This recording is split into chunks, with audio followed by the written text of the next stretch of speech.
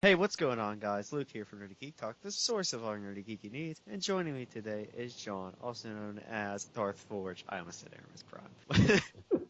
How are you, John? I'm good. How about you? I'm pretty good right now because I'm talking to you. Oh, thanks. Thanks for that. And today we are going to be talking about Clone Wars Season 1, Episode 5, called Rookies. I wanted to avoid this episode. Oh, really? I would have much preferred it I would much prefer it if we just skipped the next story arc rather than skip this episode, because I absolutely hate the next story arc. I don't remember what the next story arc is, John. I don't read this religiously. It's the one where R2 gets captured and they get the separatist droid. I hate that arc. Is this when they're on a desert planet? Doesn't he get a bunch of droids to help him or something? No. I think you're thinking of the planet that the little kid rewritten all the droids. I'm talking about the one where R2 gets kidnapped and Anakin's all like, but I didn't wipe his drive or whatever, and so he has all these secrets, and we got to go find them now. And they get like the Goldie quotation marks to which is actually a separatist spy, but we'll get into that next time. Spoilers. I don't want to watch it now. You've seen it already. I don't remember this at all. Well, you're lucky because it's terrible. I'm gonna go out of my way to be as hyped as hell for this. The next episode or the next story arc. All right. Well, I'm gonna be so pumped. I'm just gonna constantly text you about it. I'm gonna watch it every day. All right. Well, who's gonna do the overview of the episode? Well, you kind of got cut off last week, so I'll let you do this one. All right. Wow. Yeah. So the Domino Squadron that we saw in the Camino, the Kaminoan cadets story arc. That's a good name. We see them. They've been transferred to a listening outpost that's supposed to be monitoring the area around Camino to protect it against invasion, pretty much. And some commando droids come land under the guise of asteroids near the listening station, and they infiltrate the base, they kill a bunch of clones. I think we need to stop right here. I think that's the way we gotta do is we just stop periodically. Okay. They make a point that this is a very important base. There's nothing ever happening here, but this is a backdoor into our area. There's 10 clones there's all together. There's 10 clones. And a handful of droids. Which, do they ever use the asteroid thing again? I don't think they do. But that's apparently extremely effective. They use the debris from a destroyed part of a ship in the story arc where they do the invasion of Camino. Spoiler, by the way. So they kind of do something similar? What? I know, but just we got these freaking awesome commandos that just take out clones left and right, the whole 10 of them. And we're going to use them once like this. Yeah. The only redeeming thing right now is this Rex is these are the new commando droids. Yeah. Although I was we'll get to that whenever we get to that. But my question is, how is this top secret surveillance listening post not able to detect ships landing alongside asteroids? I don't know. If anything, the asteroids should bring more attention to the. My thought would have just been hey, did you guys notice all those asteroids were directly aimed at us? Yeah. Weirdly specific, most of them hit us. Yeah, this is a moon with nothing on it, pretty much. This is the only thing. I mean, structure-wise, anything of importance. Holes made by eels. Where there's only one, actual important. I mean, to the Republic. There's only one important feature this entire planet, and they happen to land right next to it. Why is there not multiple bases? Because I don't know. Maybe because they have a pretty substantial satellite network over the planet. But how did they get on that planet? Why didn't they escape on their ships and call people? Maybe because it was a transport that dropped them off, and it wasn't. That's terrible. terrible. That's terrible planning. Like, oh, this is one of our most important bases. We're just gonna throw you on that moon. You'll be but this is also the army that put only 10 clone troopers to protect a very top secret back door to the very birthplace of all the clones. But at least they justify, like, oh yeah, we don't have time to train them all the way, so we're just throwing them on. At least they justified that. Yeah, that was pretty good justification. Yeah, so the freaking commanders show up, and then what happens? So they kill some of the clones, and they take their armor, and they pretty much impersonate the clones by changing their voice modulator to like the sound, voice to the voice of the clones, and they still talk like a droid would, but it sounds like one of the clones is talking like a droid, pretty much. That had to be fun to record. Oh yeah, I'm sure that what's the guy's name that does all the voices for the clones? I always forget, but there's like one guy that does all the voices for the droids, one guy that does all the voices for the clones. Yeah, I'm sure that they have a lot of fun with that. Especially the guy that does the voices for the clones does a really good job of making each one like individually unique. Yeah, because at least this one, it's like, okay, Heavy's awesome. Echo is just kind of like a weakling. There's another word I want to say for it, but I can't because Eric will get mad. But you get the idea. Maybe if we can like throw a picture of a female dog up there, that'd be great.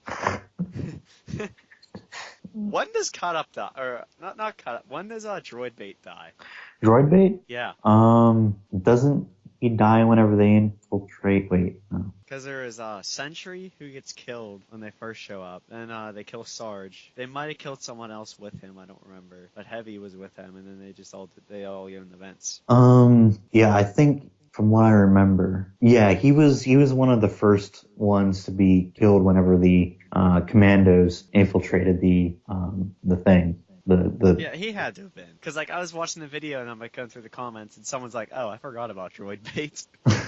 I'm like, oh, yeah, I did too. He dies, like, he served almost. his purpose. Yeah. Oh, and yeah, I went back and skimmed through, yeah, he gets killed whenever they infiltrate the Who shows up to save the day, John?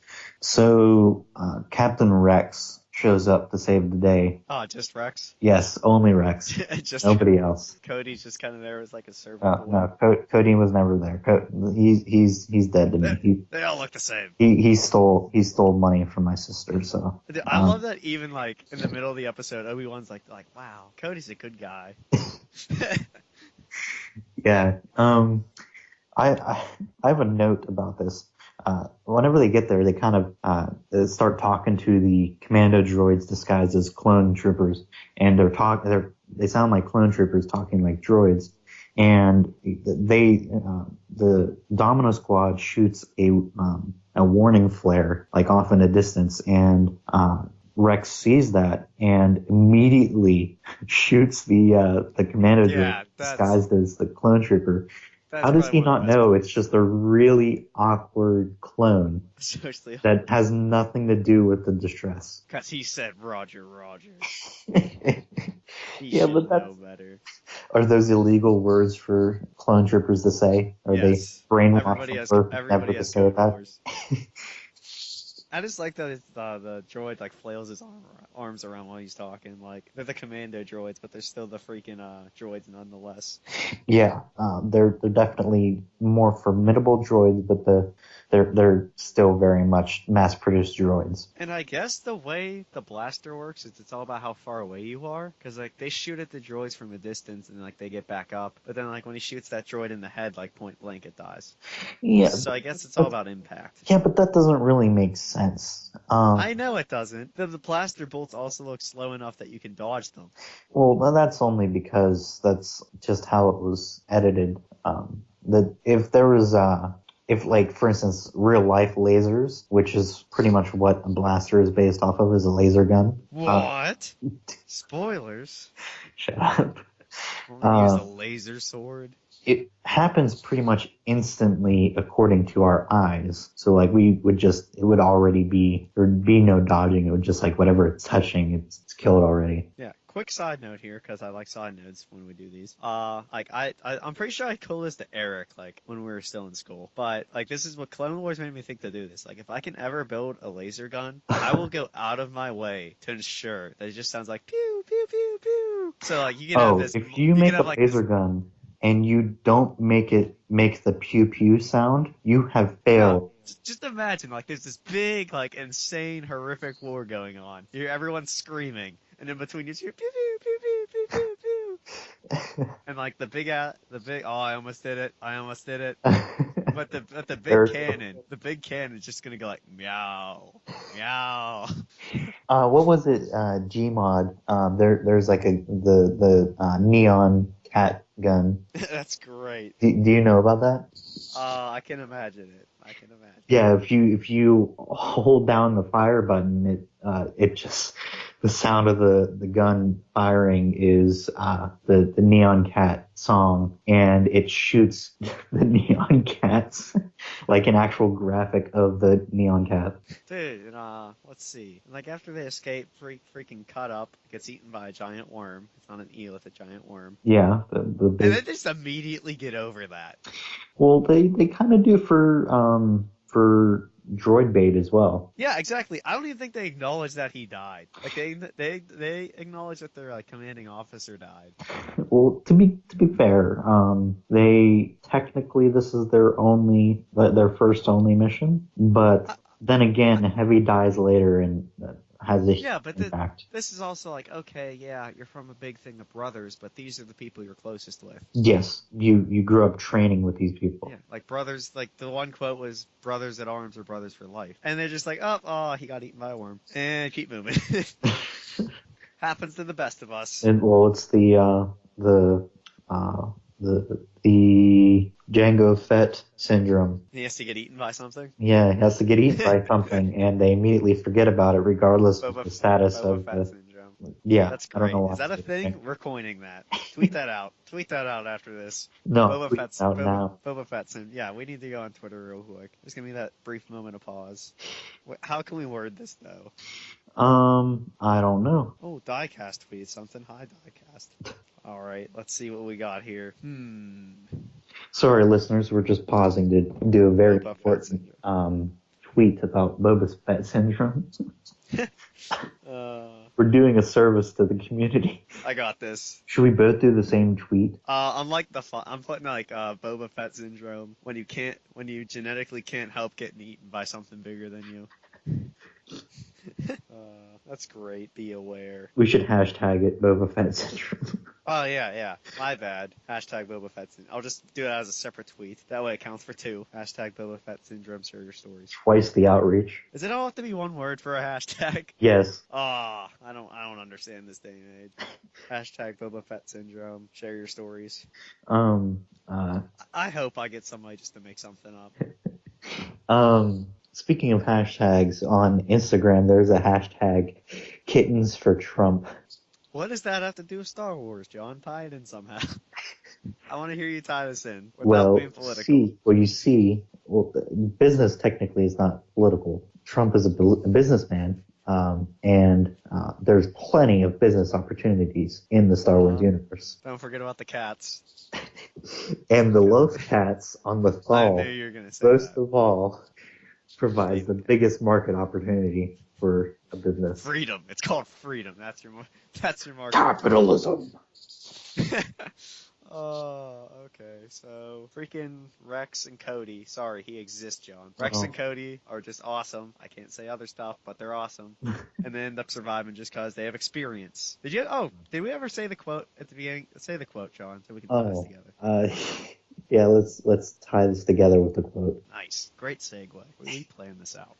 The best confidence builder is experience. Yeah, and Rex is confident as hell. Although, if you apply it to the clone, the Domino Squad doesn't really apply very well based on the outcome of the episode. That's because they're dead.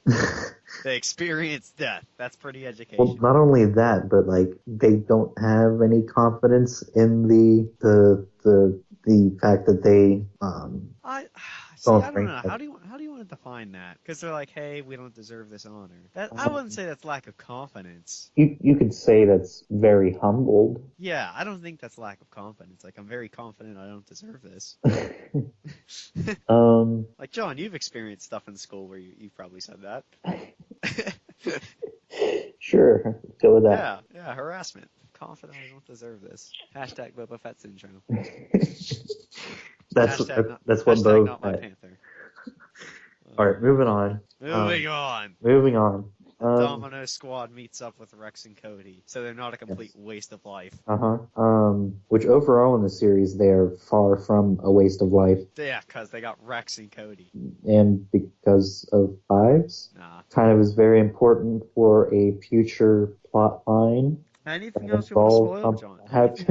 We're just 66. Like, you just want to tell me, like, who Ray's parents are or something? Like, They're nobodies. oh. Which actually I was right about. That's what I wanted, and I didn't think that they would do it. I'm pretty and sure. they Yeah, did it. me and you, Beth, definitely both said that. Yeah, because like they were making everything way too connected to everybody that came before. Like not everybody can be this intricate. Unless you're connected. clones. Well, that's a whole different scenario. But then you might have a war. Oh.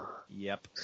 Anyway, so they kind of go back and they go plant bombs in the listening station. Yeah, they take it back pretty easily. I'd like to throw that out there. Like, this is a pretty bad, like, military station. This pissed me off the most. Why does Star Wars... Eric's gonna go nuts. I could say that. Can you? I'm pretty sure I can. Okay, I'll ask Eric later. Yeah, well, it's too late now, but there's what really annoys me in Star Wars. Beyond, like, random high-up hallways. Beyond, like, walkways that are up too high with no, like, railings. But why is there always hallways with, like, little walls built in for people to hide behind? Because don't you know the job of architectural design is very, very intricately woven in with the with very good plot armor. I know, but it's just like whatever. It's like if they're just like, hey, here's something to hide behind in a hallway, like if you're getting invaded, that would make sense. But they put it all down the hallway for everyone to hide behind, no matter what side you're on. Would you say those are like hold on. Those wouldn't be blast doors per se. No, they're not. They're way too close. There's only one set of blast doors at the beginning in the hallway. Well, there's a lot of weird design choices like that in the Star Wars universe. Yeah, it annoys. I get it, like, real world, because it's like, oh, continuity, Princess Leia used that and everything in the first one. Yeah, continuity, yay. But in, like, the freaking, like, universe itself, it's just like, hey, guys, like, we might not want to protect the people we don't like. Hey, guys, so what's going on? They plant the bombs all and they sacrifice their droids, and they sacrifice